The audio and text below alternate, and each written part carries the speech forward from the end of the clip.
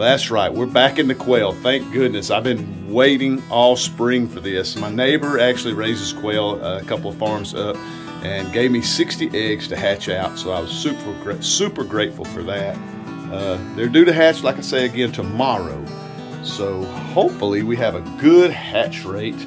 But I got a lot of stuff to do to get ready for these guys. I got to go clean this brooder house out, make sure all my heat lamps and all that junk work. So stick around.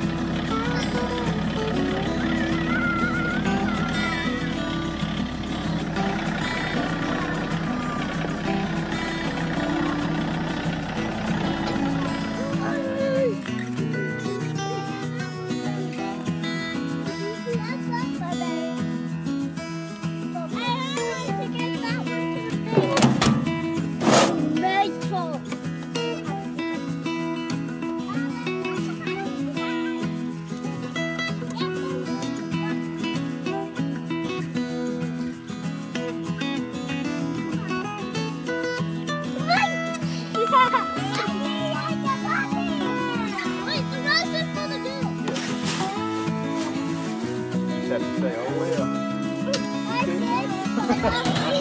I should have stuck my hand in his mouth.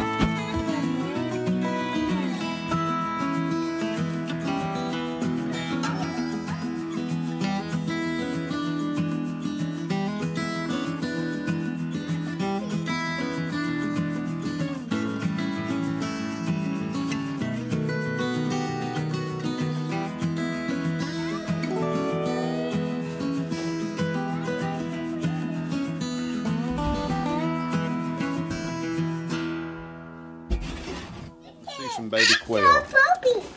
They're wanting to see some baby quail. He's a rock star. We got some. We got plenty. We got a bunch. Now we're going to put them in this bucket and we're going to try to get a count on them. All right? Nice and soft. Nice and soft. Okay. All right. Well, we got all the all the quail loaded into the little brooder house here. We'll keep them in here for a couple of weeks and let them get a little bigger and feather out. They look like little mice running around, don't they?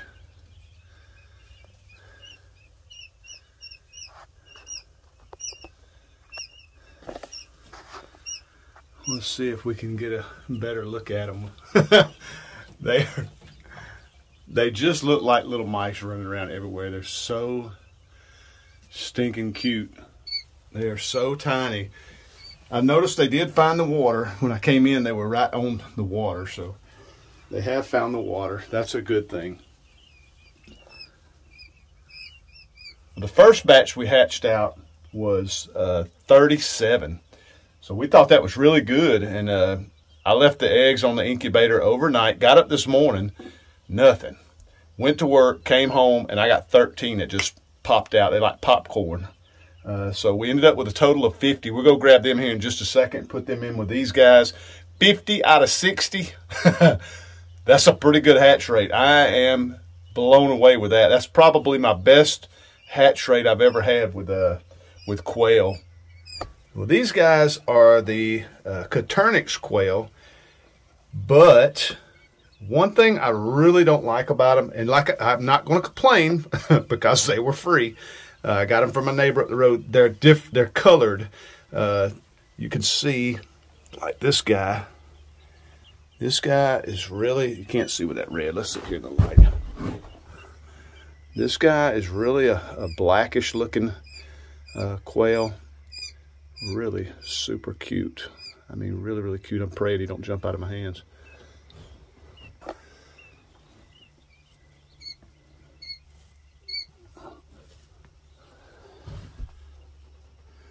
And there's the difference.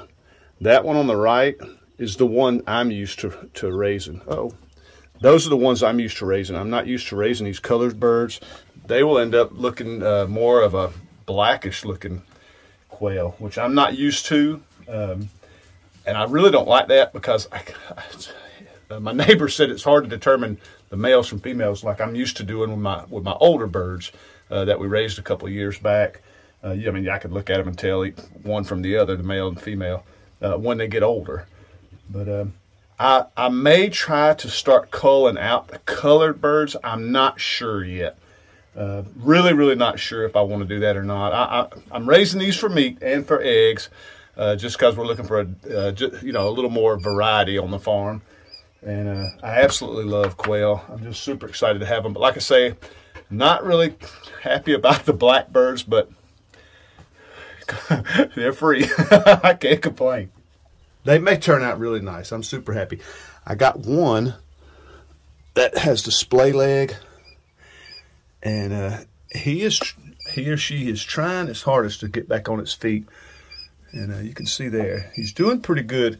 I was going to do a little test on him. I did some research on YouTube on how to fix that.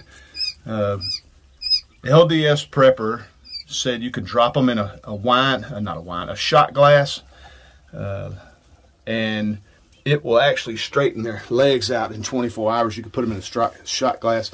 I actually brought a shot glass down here to try that experiment. But he's getting around a lot better, so I'm not sure if I ought to just leave him alone and let him try to fix it on his own. It seems like every batch we've ever hatched out, I've always seemed to have one or two that had display leg, and it's just part of it. But I thought about doing the experiment of just dropping them in a shot glass and putting them back in the incubator so they'll stay warm for 24 hours. And he says you can let them out and their display leg will be fixed. I've also heard of people tying their legs not together, but banding them so they're not spread out, but they're together, but they can still get around. They say that works. So a really weird thing. But I don't know if I want to leave him in a shot glass. I thought it'd be a cool experiment. Maybe the next one, because he looks like he's getting around a lot better.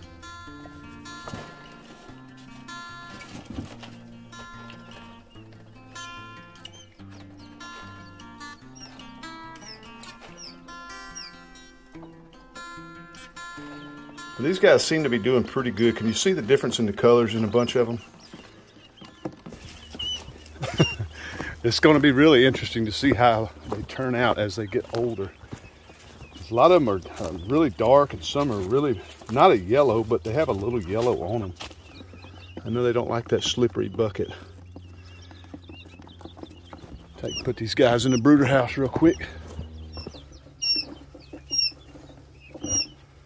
See if we can get them intermingled with the others under this heat lamp.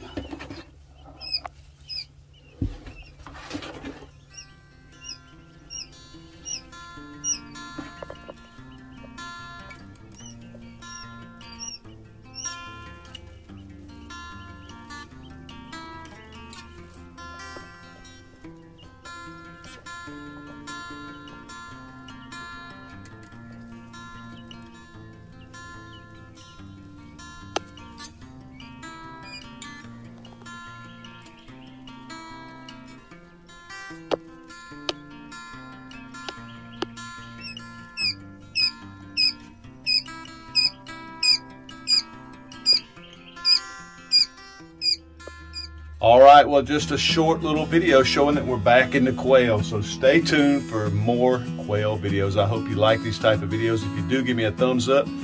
Click that subscribe button. I'd really appreciate it. We've got a lot of stuff coming up. The muscadine grapes are really doing good. The blackberries are starting to turn red, which will be black soon. And we found our first couple of blackberries already. So things are starting to get really exciting around here. And we're hoping in the next month we should have some piglets hitting the ground, hopefully. So a lot of things happening. The quail are doing good. I've been watching them over here for a few minutes. They're drinking their water, so I'm glad they're doing that. There's one sitting in the feeder. I'm not sure if they're feeding or not. But thank you guys so much again. I really appreciate it. I really do. Love you guys to death, and we'll see you on the next video.